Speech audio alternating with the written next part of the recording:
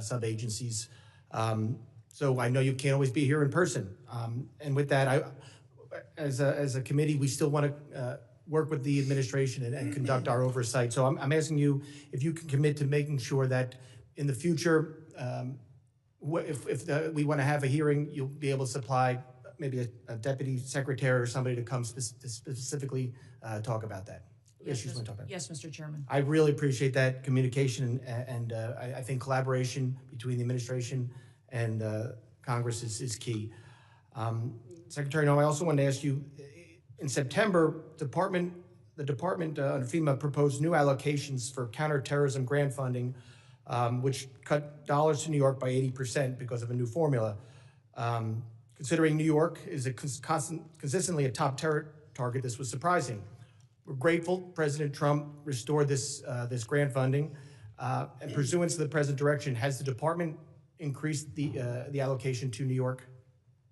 Yes, President Trump did. I would say that when we look at the Homeland Security grants and how they're allocated, the formula focuses on where we see the threats today and where those communities are that need the resources. I would also inform the committee and you, Mr. Chairman, that New York City at the time of the allocation still had over $440 million in reserve that was available to them to utilize. So the intention of these grants is that communities and cities would use the dollars to build up the security measures that they need to do for a long-term impact, and that the same amount of dollars aren't necessary every single year. You need to meet the threats where they are in the country at the time the grant dollars are available. So thank you to all of you for your work on getting us dollars that we can give to grants to help secure our local communities and states. But when we're looking at cities that have hundreds of millions of dollars in reserves, we recognize that giving them hundreds of dollars of millions more may not be appropriate considering all of the threats that we have. But President Trump has sent more resources to New York City. We'll continue to meet the threats head on because that is our mission, is to make sure that we're looking at every single threat that we have. The formula that we have considered and have put in place recognizes what came over the border, where we see the infiltration going, which communities are impacted, and what we need to do to harden our systems. I appreciate that, Secretary, and I appreciate the work you're doing with the President. I appreciate his decision to send that increased money to New York. I have a question. Since this is about worldwide threats, can you discuss what DHS's most significant concerns are today for the country? I would say, Mr. Chairman, what keeps me up at night is that we don't necessarily know all of the people that are in this country, who they are and what their intentions are. We think up to 15 to 20 million people came in under the Biden administration on the invasion over the southern border. They were not vetted. They were allowed to pour in. Our parole programs, our asylum programs, our visa programs were all exploited, and the integrity was demolished under Joe Biden and the leadership of the Department of Homeland Security. And frankly, the entire department was neglected. In fact, I believe the Secretary was told at times not to do certain things by the Biden administration to facilitate this invasion. So what keeps me up at night is the individuals that are in this country that wish to do us harm. And that is why we are so aggressive at making sure that we're going out and doing investigative work, finding those violent criminals, finding those people who shouldn't be in this country to begin with, and those that want to go after and to harm our American citizens. Thank you, Secretary. Director Kusheen, as you heard and as you said, during the next few years, the United States will host more major events than ever before. This brings up obvious security concerns, including counter drones, which we just passed the new authorities in the NDA yesterday. How is the FBI preparing for counter drone threats during mass gathering events? Chairman, thank you for that question. Counter UAS, the passage of the legislation yesterday is a game changer for us. How we're preparing for that going forward, we just stood up a counter UAS school down in Huntsville, Alabama, where we will train federal officials, state locals, as well to assist with that preparation and implementation of using counter UAS technology. Prior to this passage, it was only the FBI and or DHS that could provide that assistance. Now that this passage of authority, it will allow us to have a greater handling of the threat to a mass event. Thank you very much. I yield back. I now recognize the ranking member for 5 minutes of questions. Thank you very much, Mr. Chairman. Mr. Gladstein, will you tell me the organizations that pose on the domestic side, two of the organizations, number one, number two, threat to the homeland at this point? Can you please clarify, like organizations? Any domestic terrorist organization that poses a threat to the homeland as we speak? I'd say the first one, President Trump had just announced Executive Order Domestic Terrorist Organization, Antifa. That's our primary concern right now. All right, that's what President Trump did. What did the FBI say?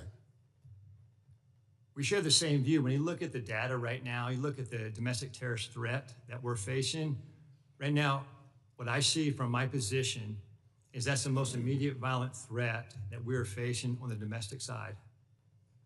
So where is Antifa headquartered? What we're doing right now with the organization. Where in the United States does Antifa exist? Yeah. If it's a terrorist organization and you've identified it as number one. We are building out the infrastructure right now. So what does that mean? We're trying to get the information. You say Antifa is a terrorist organization. Tell us as a committee, how did you come to that? Where do they exist? How many members do they have in the United States as of right now? Well, that's very fluid. It's ongoing for us to understand that. The same, no different than Al-Qaeda and ISIS. No, I don't want you. I'll ask one question, sir. I just want you to tell us. If you said Antifa is the number one domestic terrorist organization operating in the United States, I just need to know where they are, how many people. I don't want a name. I don't want anything like that. Just how many people have you identified with the FBI that Antifa is made of? Well, the investigations are active. Sir, you wouldn't come to this committee and say something you can't prove, I know. I know you wouldn't do that. But you did. Madam Secretary, you and the gentleman from NCTC reference the unfortunate accident that occurred with the National Guardsman being killed. You think that was an unfortunate accident? I mean, It was a terrorist attack. Wait. Look, I'll get it straight. Then you can He shot our respond. National Guardsman in the head. Look, Mr. Chairman, will you direct the witness to allow me to ask my question? It was an unfortunate situation, but you blamed it solely on Joe Biden. I want you to know who approved the asylum application for this same person. Mr. Thompson, this individual that came into the country. No, I want to know who approved. Congressman Thompson, I want you to understand. When this individual came into the country, he came under I'm not going to let you. Evacuation of Afghanistan under Operation Allies Welcome, was thoroughly vetted by the Biden administration at that point in time, allowed into our country, and then was never followed up. I want to remind everybody in Congress. Reclaim my time. We follow the law. And every asylum is supposed to have a check-in every single year, and the Biden administration failed to do that. They vetted this individual, allowed them into our country, and did not do due diligence. Witness will allow the gentleman to ask his question. Yes or no? Who approved the asylum claim? The application on the asylum was thoroughly filled out by information that was gathered by the Biden administration. So the Biden administration approved the asylum. The asylum application was put into place under the rules established by the Biden administration. Reclaiming my time. I don't want to file perjury charges against you, but I'm of the opinion that the Trump administration, DHS, your DHS, approved the asylum application. The asylum application moved forward under all of the information and vetting processes that were put in place under the Biden administration, which is when vetting happened. And that's what President Trump has changed. Under President Trump's administration. Reclaim my time again. When it's obvious you don't want to answer the question. Mr. Kent, you want a shot at it? The individual was vetted to serve as a soldier in Afghanistan, and that vetting standard was used by the Biden administration as a ruse to bring him here. Had we followed the standard operating procedures for special immigrant visas, that individual and none of the allies welcome people would have come to America. That's on Joe Biden. Gentlemen's just time has answer expired. That was the answer. Point of order, Mr. Chairman. That was a murder that took place in D.C. It was not an unfortunate incident. And those comments are effing disrespectful. Who is that? I expect better from the It's not a valid point of order. I will now recognize the gentleman from Texas, the former chairman, Mr. McCall, for 5 minutes. Thank you, Mr. Chairman. Madam Secretary, great to see you. This hearing reminds me of the novel A Tale of Two Cities. They see it, the Dems see it as the worst of times, but I see it really as the best of times. And what do I mean by that? Under the Biden administration, 15 to 20 million illegal aliens, unvetted, as you indicated, came into this country. What I think most disturbing is Director Kent's testimony. 18,000 known or suspected terrorists got into this country under the Biden administration. That's why we impeached Mayorkas. I was one of the managers. He told his Border Patrol, you don't have to pay attention to federal law when it says shall detain aggravated felons. He disregarded federal law and says, you know what, may detain. It's discretionary. And guess what? We have thousands of aggravated felons now, or if not millions, in this country today. That was the worst of times. Let me go to the best of times. Most secure border I've seen in my 22 years in Congress. And I've dealt with this for a long time. Coming from Texas, being chairman of this committee, the daily crossings are 95% down from the prior administration. That's the best of times. Zero catch and release. My very first bill in Congress 22 years ago was to end catch and release. 22 years later, we finally have achieved that goal. That, Madam Secretary, is the best of times. An all-time record low. America is safer today. I feel so. And when I look at the Venezuelan vessels attacked, the president had every right under the Constitution, Article 2, international waters, cartels designated as FTOs, coming into our country to spread poison to kill Americans. If that's not self-defense, I don't know what is. And then finally, Madam Secretary, thank you for taking out the shadow Iranian oil tankers headed from Venezuela to Cuba, getting around our sanctions that Congress passed. I'm finally seeing an administration flexing its muscle in this hemisphere, which has been neglected for so many years. So air, land, and sea is your charge. It's the military's charge as well. I see the land secure. I see the maritime borders getting more secure, and I applaud you for that. On the air secure piece, I chair the Special Events Task Force. That's FIFA, the Olympics, the 250th anniversary. Drones are the biggest threat as I see it. I see it in Ukraine in its conflict with Russia, and I see it across our border, and I see it at these events. If you could update me, and with the new NDA authorization to allow federal, state, and locals to work together to identify hostile adversary drones and take them down, can you tell me how that will impact your ability, Madam Secretary, to better secure these special events? Yes, thank you, Congressman McCall, and thank you for your leadership. I understand you're retiring, and I'm sad about that. You've been a statesman. Thank you for serving with such dignity. Thank you. The counter drone and drone technology that is out there today, frankly, our authorities haven't kept up with.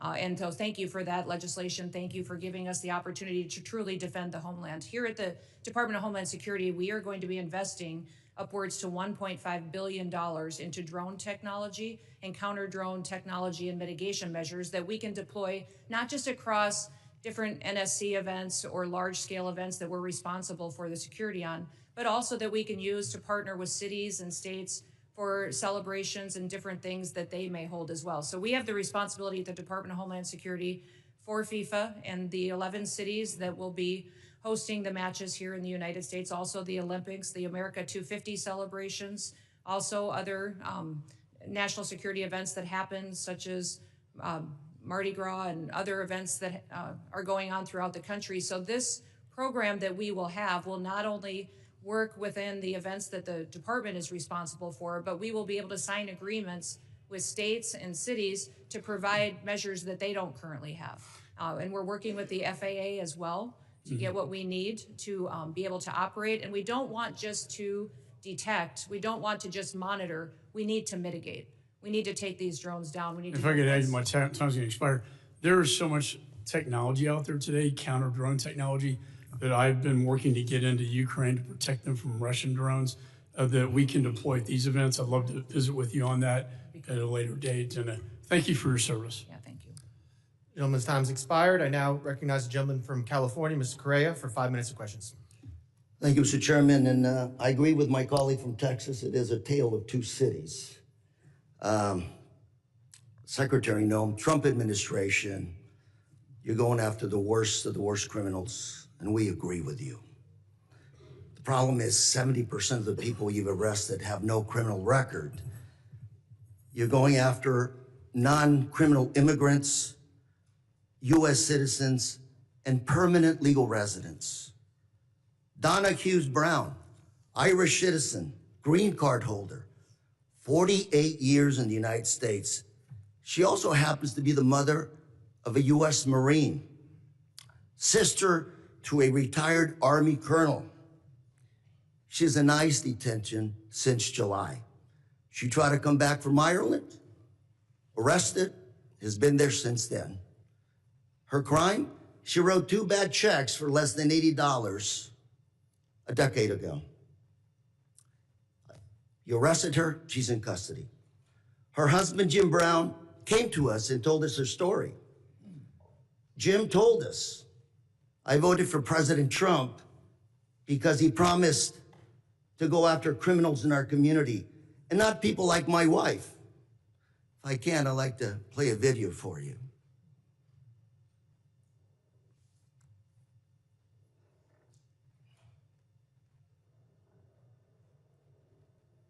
Benny, you also voted for President Trump.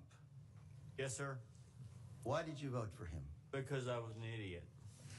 80% of the evangelical Christian people were lied to, if you really want to know the truth, and that's exactly what happened. They said criminal, and I believe criminals need to be off the street. I just want to make sure people watching this understand who you are. My wife and I, when we don't work, we're ministers. We help the needy. That's what we do. And that's